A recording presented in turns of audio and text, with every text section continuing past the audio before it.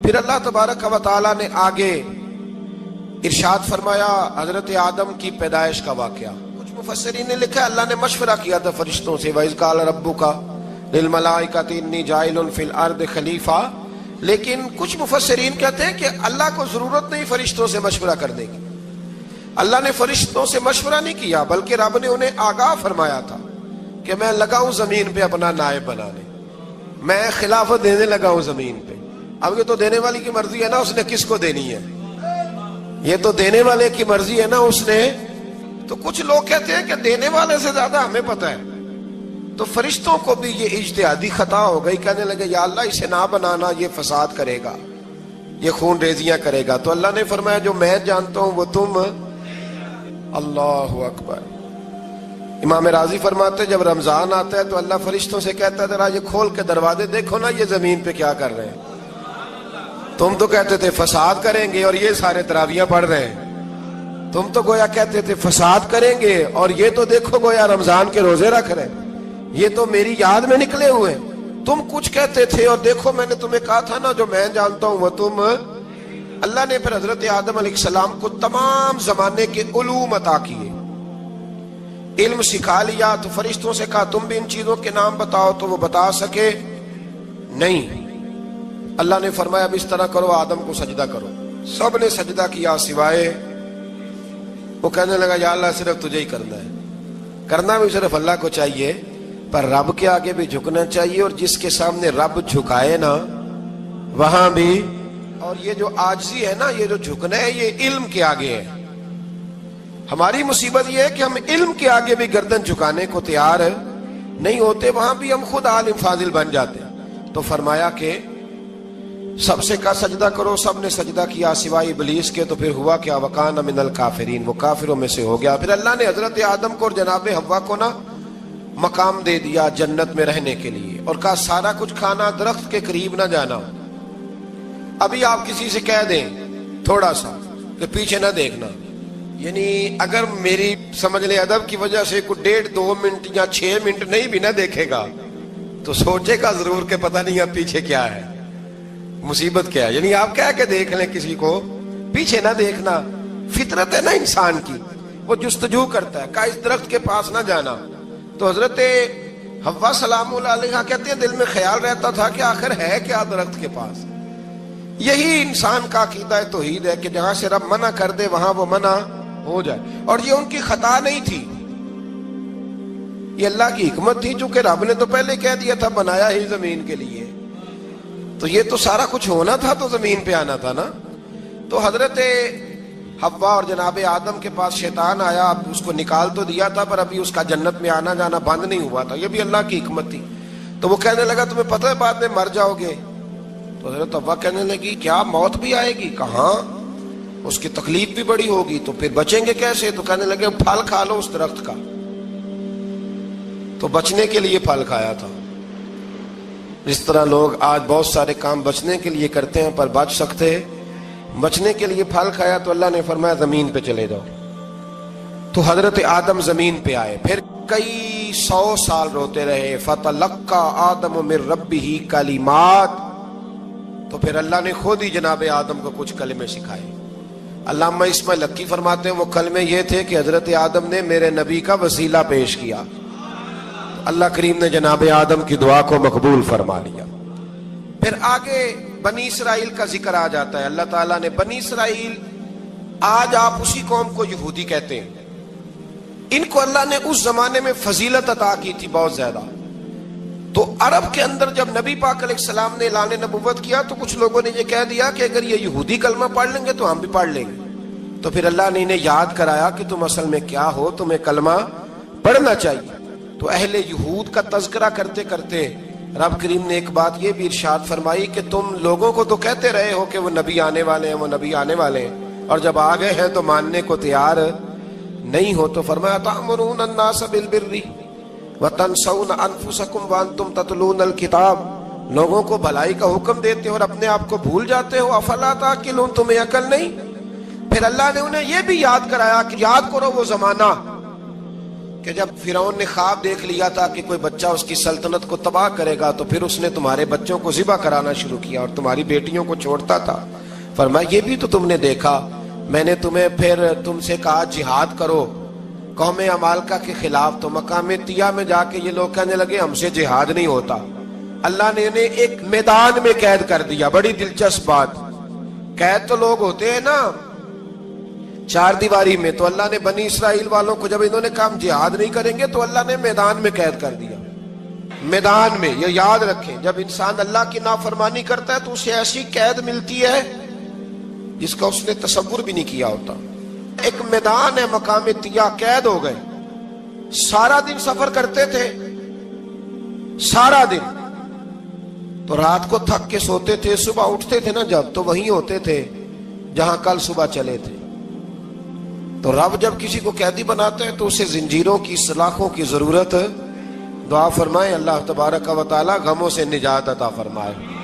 یہ دعا فرمائے, ایسی قید دیتا ہے کہ جس سے پھر چھٹکارا ہو سکتا. تو بنی اسرائیل کا بہت زیادہ تذکرہ اس بارے میں اللہ تبارک و تعالی نے پھر بیان کیا, اور پھر کہا کہ انہیں جو حکم دیا جاتا تھا یہ اس کی سرتابی کرتے تھے. پھر اللہ نے ان پر ذلت نازل کر دی اور یہ ہمیشہ اس کا شکار رہے. قوم سبت کا ذکر فرمایا اللہ نے. ہفتے والے دن کچھ لوگ نافرمانی کرتے تھے. ہمارے بھی ہیلے بہانے ہیں نا آج کل کاروبار میں.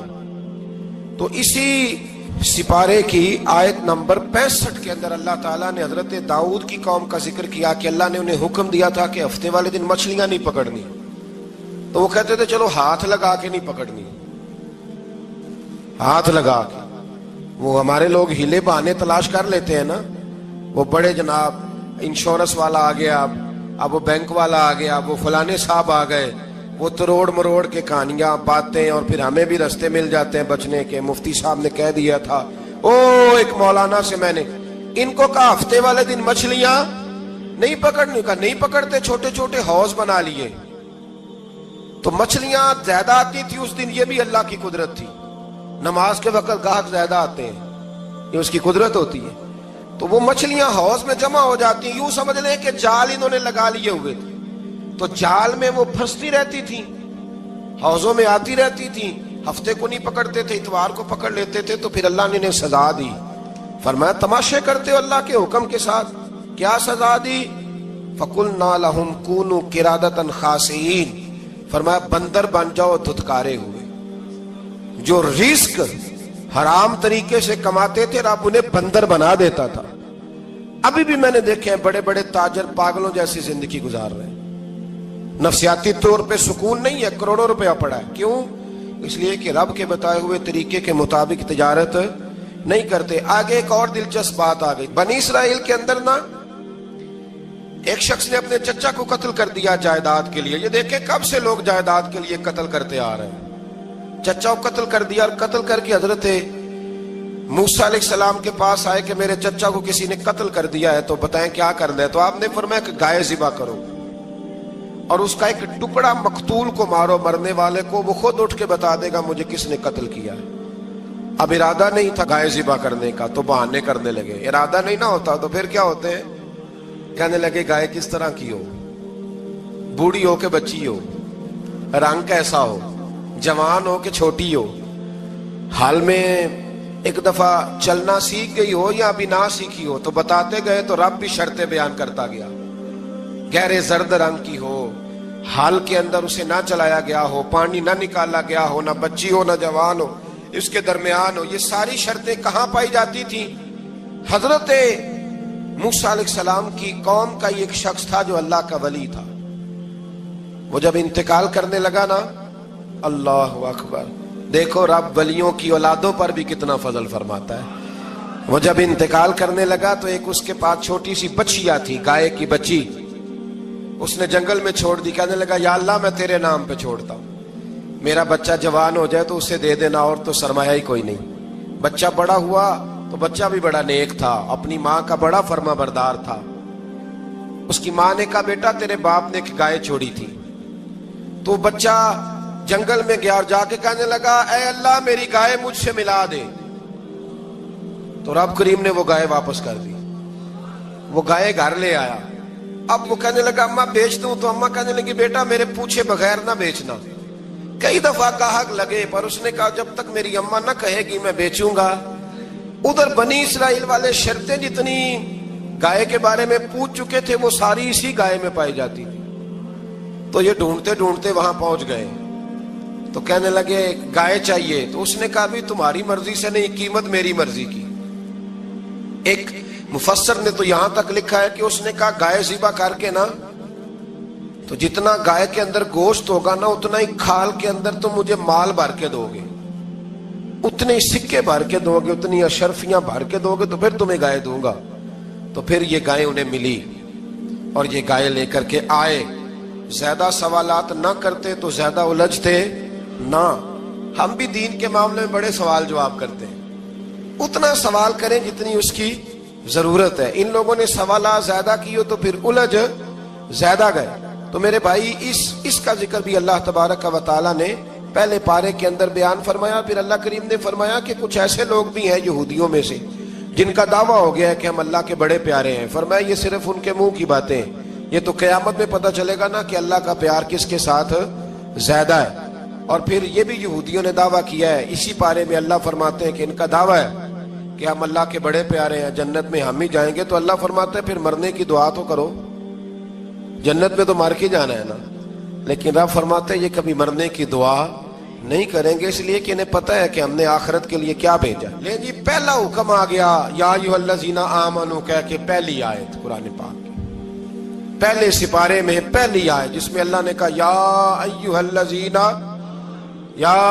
الذین آمنوا، تو پہلا حکم آمنوا کہہ کے آیت نمبر 104 میں جو اللہ نے حکم دیا ہے نا وہ نبی پاک کی تعظیم کا حکم ہے۔ پہلا حکم ہی اللہ نے حضور کی عزت اور ناموس کا ارشاد فرمایا۔ پہلا اس ترتیب کے لحاظ سے وہ ہوا یہ کہ جب نبی پاک کو بات ارشاد کرتے تو صحابہ کرام اٹھ کے عرض کرتے رائینا یا رسول اللہ، حضور سمجھ نہیں آئی ذرا رعایت کر دے۔ تو یہودیوں کی عبرانی زبان کے اندر نہ ذرا کھینچ کے پڑھتے تھے رائینا، تو اس کا معنی بنتا تھا معاذ اللہ اے ہمارے چرواہے، بکریاں چرانے والے کو بھی وہ رائینا کہتے تھے۔ تو جب صحابہ یہ کہنے لگے تو اللہ نے منع ہی کر دیا، فرمایا میرے محبوب کے غلاموں اس لفظ کے پیچھے چھپ کے، اس لفظ کے پیچھے چھپ کے لوگ میرے نبی کی بے ادبی کر جاتے ہیں، تو جس لفظ کا کوئی ایک معنی بے ادبی والا بنتا ہو وہ لفظ بھی میرے نبی کے لیے نہ کہو، لفظ وہ والے کہو جس میں کوئی بے ادبی کا معنی نکلے نہ۔ یہاں لوگوں نے بڑے بڑے لفظ نہیں بول دیے پھر کہتے میرا مطلب یہ تھا، میرا مطلب وہ تھا، تو تو نے وہ لفظ بولا کیوں جس کا کوئی غلط مطلب بھی نکل سکتا تھا۔ اللہ نے فرمایا یا ایھا الذین آمنوا لا تقولوا رائینا، اے ایمان والو رائینا کہو ہی نہ۔ تو یا اللہ کیا کہیں؟ فرمایا وقولوا انظرنا، تم کہو یا رسول اللہ ایک نظر فرمائیے، انداز دیکھیے، انظرنا ایک نظر۔ تو ہمارے بزرگ تو پہلے ہی بڑے پیار والوں نے کہہ دیا یا رسول اللہ انظر حالنا، کہتے کہاں سے لاتے ہو جملے؟ میں نے کہا اللہ کی کتاب سے، یا رسول اللہ انظر حالنا یا حبیب اللہ اسمع قالا، تو تم کہو انظرنا محبوب نظر کرم کرے، واسمعوا، اور کیا ضرورت ہے دوبارہ پوچھنے کی؟ اللہ کہتا ہے پہلے ہی دھیان سے سنا کرو، پہلے ہی واسمعوا، پہلے ہی احتیاط سے سنو، وللکافرین عذاب علیم، اور کافروں کے لیے دردناک عذاب ہے۔ لے جی اسی پارے میں اللہ تبارک و تعالیٰ نے پھر اہل یہود کا ذکر کیا، تو یہود کہنے لگے کہ ہم حضرت ابراہیم کے ماننے والے ہیں، تو اللہ کریم نے وہ بھی ذکر کیا کہ میں نے تو ابراہیم کو آزمایا ہے، وَإِذِ ابْتَلَىٰ إِبْرَاهِيمَ رَبُّهُ بِكَلِمَاتٍ فَأَتَمَّهُنَّ، ہم نے ابراہیم کو کچھ چیزوں سے آزمایا ہے، وہ ہماری آزمائش پہ پورے اترے۔ قَالَ إِنِّي جَاعِلُكَ لِلنَّاسِ إِمَامًا، تو پھر ہم نے انہیں کہا کہ ہم آپ کو پوری دنیا کا امام بنائیں گے۔ وہ آزمائش کیا تھی؟ آگ میں جانا بھی آزمائش، بیٹے کا نہ ہونا بھی آزمائش، بیٹا ہوا تو پھر اسے وادی غیر ذی زرع ان میں چھوڑ کے آنا بھی آزمائش، بڑا ہوا تو پھر ذبح کرنا بھی آزمائش۔ فرمایا جہاں جہاں آزمایا ہے نا ابراہیم ہماری آزمائش میں پورے اترے۔ فرمایا تو مفت میں حضرت ابراہیم کی اولاد بنتے ہو اور ان کا نام لیتے ہو اور ان کے ساتھ اپنا تعلق بناتے ہو، دیکھو تو صحیح وہ کتنی آزمائشوں سے گزرے۔ تو اس کا بھی اللہ نے اسی میں ذکر فرمایا۔ اور پھر وہ بات کرتے تھے حضرت याकूब की और हजरत इसहाक की, तो फरमाया वो तो हमारे इतने खास बंदे थे कि विसाल के वक्त भी उन्होंने अपनी औलादों को नसीहत फरमाई थी कि अल्लाह की तौहीद पे कायम रहना। उसका जिक्र भी अल्लाह ने इसी पारे में बयान फरमाया। और जो हजरत इब्राहीम और जनाब इस्माइल ने काबा तामीर किया तो उसका जिक्र भी अल्लाह ताला ने इसी पारे में फरमाया। फरमाया जब वो काबा बना रहे थे तो कह रहे थे रब्बना तकब्बल मिन्ना, कह रहे थे अल्लाह बना हमने दिया है पर मेहरबानी फरमा हमसे कबूल फरमा ले। तो जो आया करीमा आखिर में अर्ज करना चाहता हूं उस पर भी थोड़ी तवज्जो फरमाएंगे तो बात बड़ी निखर के बाहर आएगी।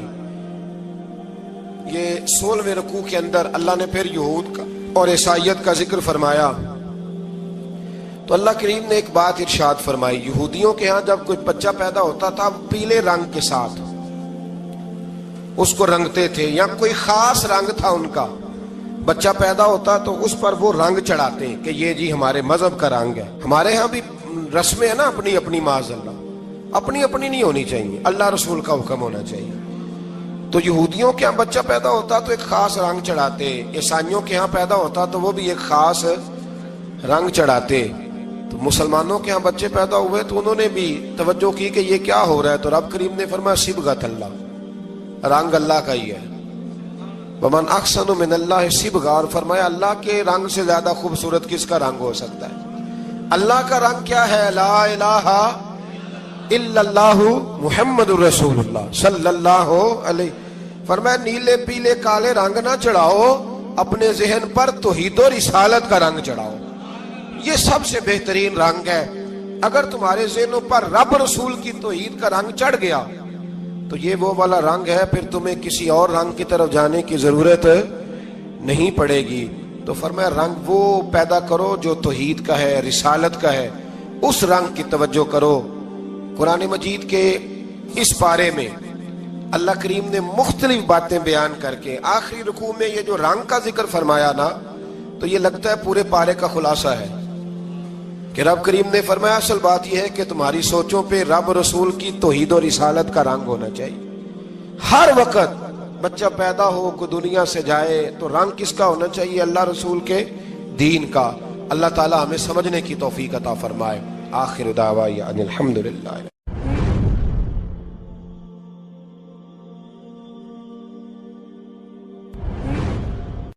अल्लाह ताला ने इंसान को याद कराया है कि तूने इबादत अपने रब की करनी है। और फरमाया रब तुम्हारा वो है जिसने तुम्हारे लिए जमीन को फर्श बनाया है, आसमान को छत बनाया है, और आसमान से पानी बरसा के तो जमीन से फल उगाए हैं, रिज़्क़ल लकुम, वो भी तेरे खाने के लिए उगाए हैं।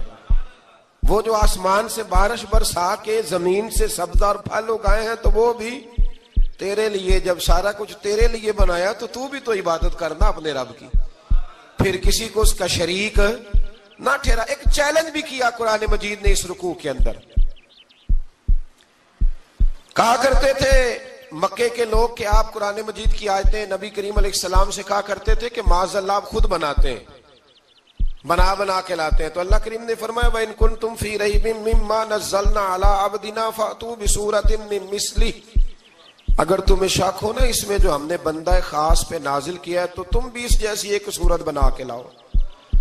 पढ़े लिखे तो तुम भी हो ना, मक्के में तुम भी रहते हो, तो एक सूरत बना के लाओ। कुरान मजीद हमसे छीना गया है साजिश के तहत, इसलिए कि जिस कौम को कुरान आ जाता है ना फिर कोई काफिर उसका मुकाबला नहीं कर सकता।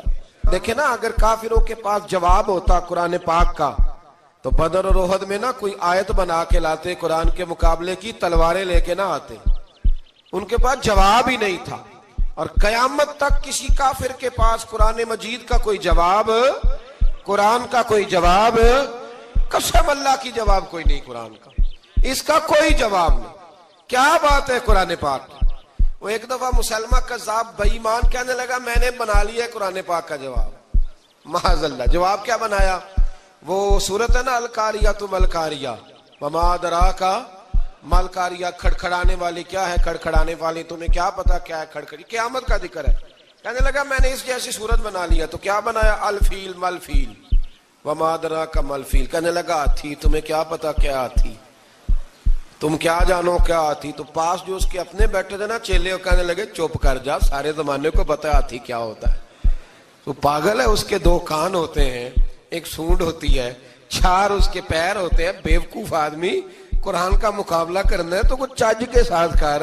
پاگلوں کی طرح مقابلہ کرے گا، جوتے کھائے گا بھی، ہمیں بھی پڑھوائے گا. تو قرآن مجید کا کوئی مقابلہ کر سکا؟ تو اس آیہ مبارکہ میں اللہ نے کافروں کو یہ کہا اگر مقابلہ نہیں کر سکتے تو پھر اللہ سے ڈرو، ورنہ دوزخ میں ڈالے جاؤ گے، وہ جس کا ایندھن آدمی اور پتھر ہے، اور بنائی بھی کافروں کے لیے گئی ہے. اعدت للکافرین، جہنم کس کے لیے بنائی گئی ہے؟ کافروں اور منافقوں کے لیے. مسلمانوں کے لیے بنائی گئی. مسلمان مرضی سے چھلانگے لگائیں تو ان کی موج ہے، ورنہ ان کے لیے جہنم، ان کے لیے اللہ نے جنت بنائی ہے. اور یہ بات کرتے ہی رب کریم نے فرمایا اے محبوب علیہ الصلوۃ والسلام، مومنوں کو خوشخبری دے دیں کہ اللہ نے ان کے لیے جنت بنائی ہے، اس میں باغات ہیں، انہیں رزق دیا جائے گا کھانے کے لیے، اور اس میں انہیں پاکیزہ بیویاں دی جائیں گی، اور پھر وہ اس میں ہمیشہ رہیں گے، انہیں اس سے نکالا نہیں جائے گا. آگے جو آیات کریمہ ہے نا، اس کے اندر اللہ تبارک و تعالیٰ نے فرمایا ہے کہ اللہ حیا نہیں کرتا سمجھانے کے لیے، مچھر کی مثال بھی دینی پڑے. فرمایا قرآن سے کچھ لوگ ہدایت حاصل کرتے ہیں اور کچھ گمراہ ہو جاتے ہیں. جب لوگ اپنی مرضی کی تشریحات چاہتے ہیں تو گمراہ ہوتے ہیں، اور جب قرآن کو رسول اللہ صلی اللہ علیہ وسلم اور امت مسلمہ کی تشریحات کی روشنی میں سمجھتے ہیں تو پھر اللہ ہدایت عطا فرماتا ہے.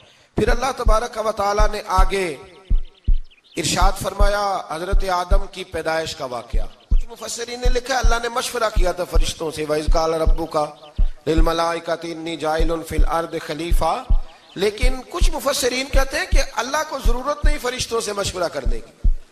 اللہ نے فرشتوں سے مشورہ نہیں کیا، بلکہ رب نے انہیں آگاہ فرمایا تھا کہ میں لگا ہوں زمین پہ اپنا نائب بنانے، میں خلافت دینے لگا ہوں زمین پہ. اب یہ تو دینے والی کی مرضی ہے نا، اس نے کس کو دینی ہے، یہ تو دینے والے کی مرضی ہے نا اس نے. تو کچھ لوگ کہتے ہیں کہ دینے والے سے زیادہ ہمیں پتہ ہے.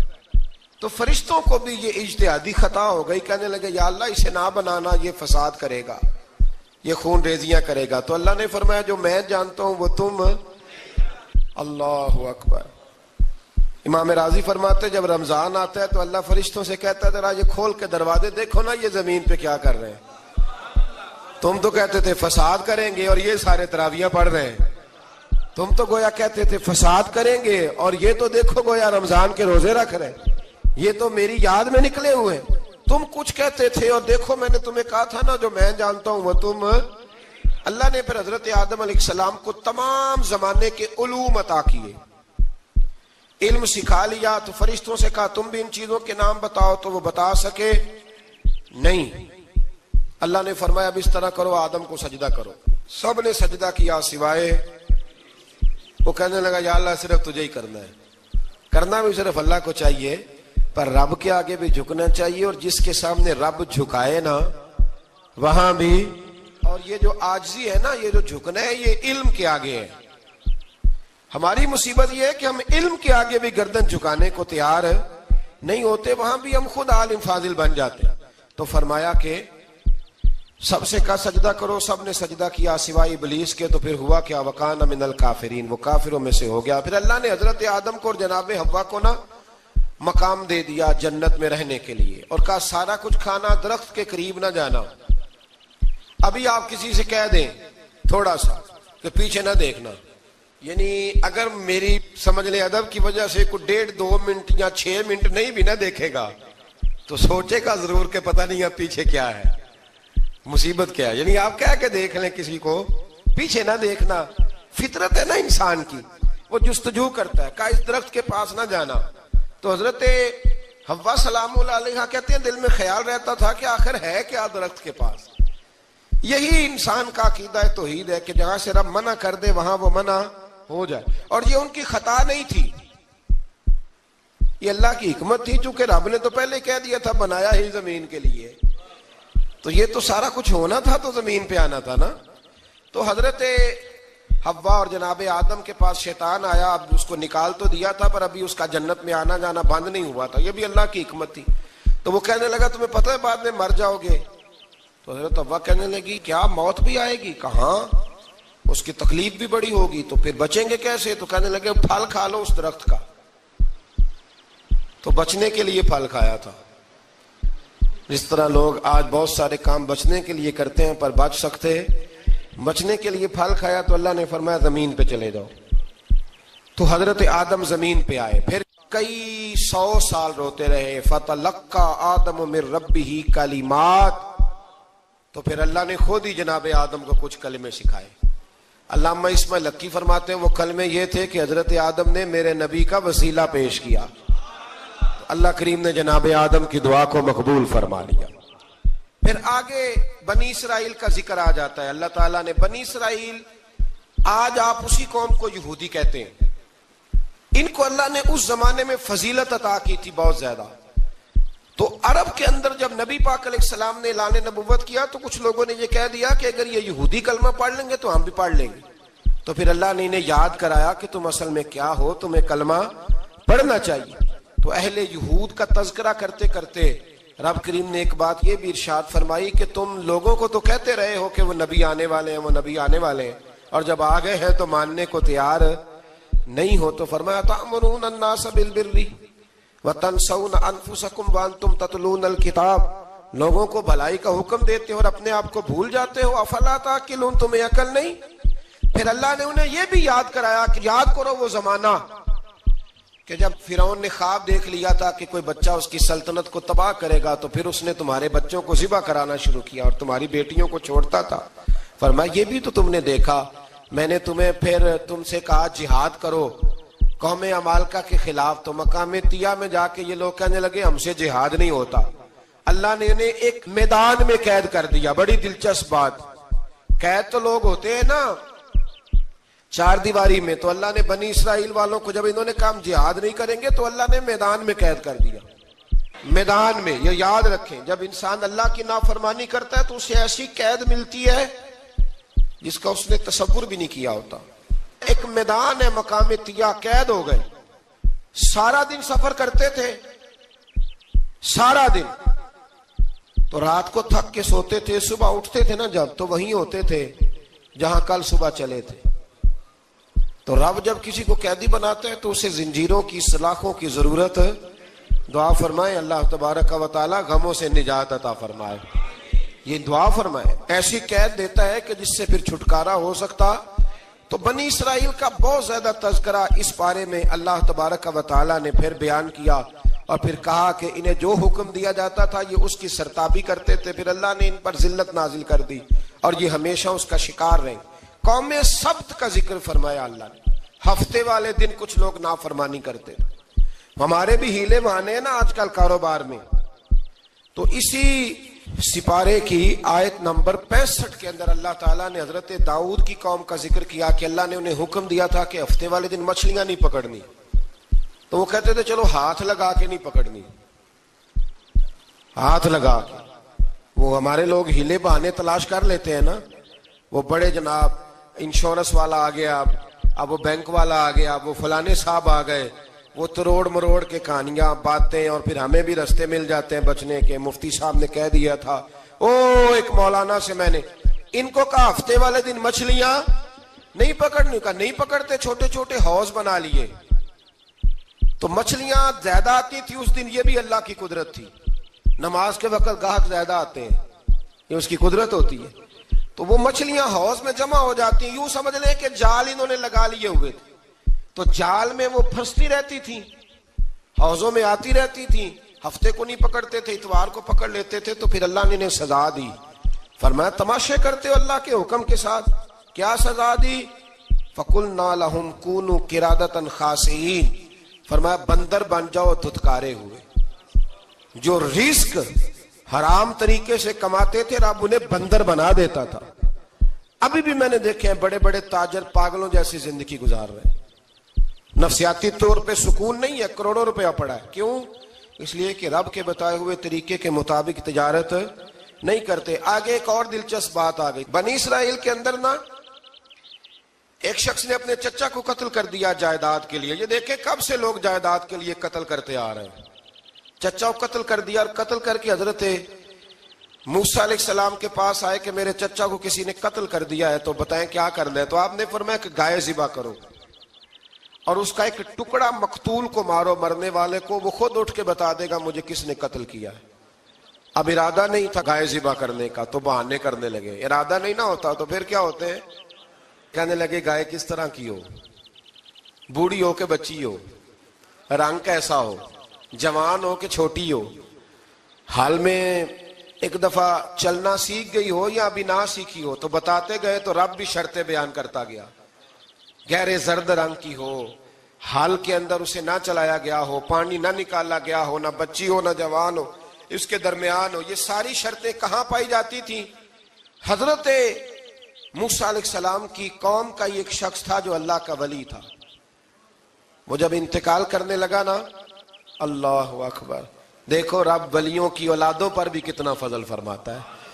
وہ جب انتقال کرنے لگا تو ایک اس کے پاس چھوٹی سی بچیا تھی, گائے کی بچی, اس نے جنگل میں چھوڑ دی. کہنے لگا یا اللہ میں تیرے نام پہ چھوڑتا ہوں, میرا بچہ جوان ہو جائے تو اسے دے دینا, اور تو سرمایہ ہی کوئی نہیں. بچہ بڑا ہوا تو بچہ بھی بڑا نیک تھا, اپنی ماں کا بڑا فرما بردار تھا. اس کی ماں نے کہا بیٹا تیرے باپ نے ایک گائے چھوڑی تھی. تو بچہ جنگل میں گیا اور جا کے کہنے لگا اے اللہ میری گائے مجھ سے ملا دے. تو رب کریم نے وہ گائے واپس کر دی. وہ گائے گھر لے آیا. اب وہ کہنے لگا اماں بیچ دوں, تو اماں کہنے لگی بیٹا میرے پوچھے بغیر نہ بیچنا. کئی دفعہ گاہک لگے پر اس نے کہا جب تک میری اماں نہ کہے گی میں بیچوں گا. ادھر بنی اسرائیل والے شرطیں جتنی گائے کے بارے میں پوچھ چکے تھے وہ ساری اسی گائے میں پائی جاتی تھی. تو یہ ڈھونڈتے ڈھونڈتے وہاں پہنچ گئے تو کہنے لگے گائے چاہیے. تو اس نے کہا بھی تمہاری مرضی سے نہیں, قیمت میری مرضی کی. ایک مفسر نے تو یہاں تک لکھا ہے کہ اس نے کہا گائے ذبح کر کے نا تو جتنا گائے کے اندر گوشت ہوگا نا اتنا ہی کھال کے اندر تم مجھے مال بھر کے دو گے, اتنے ہی سکے بھر کے دو گے, اتنی اشرفیاں بھر کے دو گے تو پھر تمہیں گائے دوں گا. تو پھر یہ گائے انہیں ملی اور یہ گائے لے کر کے آئے. زیادہ سوالات نہ کرتے تو زیادہ الجھتے نہ. ہم بھی دین کے معاملے میں بڑے سوال جواب کرتے ہیں, اتنا سوال کریں جتنی اس کی ضرورت ہے. ان لوگوں نے سوالات زیادہ کیے تو پھر الجھ زیادہ گئے. تو میرے بھائی اس کا ذکر بھی اللہ تبارک و تعالیٰ نے پہلے پارے کے اندر بیان فرمایا. پھر اللہ کریم نے فرمایا کہ کچھ ایسے لوگ بھی ہیں یہودیوں میں سے جن کا دعویٰ ہو گیا ہے کہ ہم اللہ کے بڑے پیارے ہیں. فرمایا یہ صرف ان کے منہ کی باتیں ہیں, یہ تو قیامت میں پتہ چلے گا نا کہ اللہ کا پیار کس کے ساتھ زیادہ ہے. اور پھر یہ بھی یہودیوں نے دعویٰ کیا ہے. اسی پارے میں اللہ فرماتے ہیں کہ ان کا دعویٰ ہے کہ ہم اللہ کے بڑے پیارے ہیں, جنت میں ہم ہی جائیں گے. تو اللہ فرماتے ہیں پھر مرنے کی دعا تو کرو, جنت میں تو مر کے جانا ہے نا. لیکن رب فرماتے ہیں یہ کبھی مرنے کی دعا نہیں کریں گے, اس لیے کہ انہیں پتہ ہے کہ ہم نے آخرت کے لیے کیا بھیجا. لیکن جی پہلا حکم آ گیا یا ایھا الذین آمنوا کہہ کے, پہلی آیت قرآن پاک کی پہلے سپارے میں پہلی آیت جس میں اللہ نے کہا یا ایھا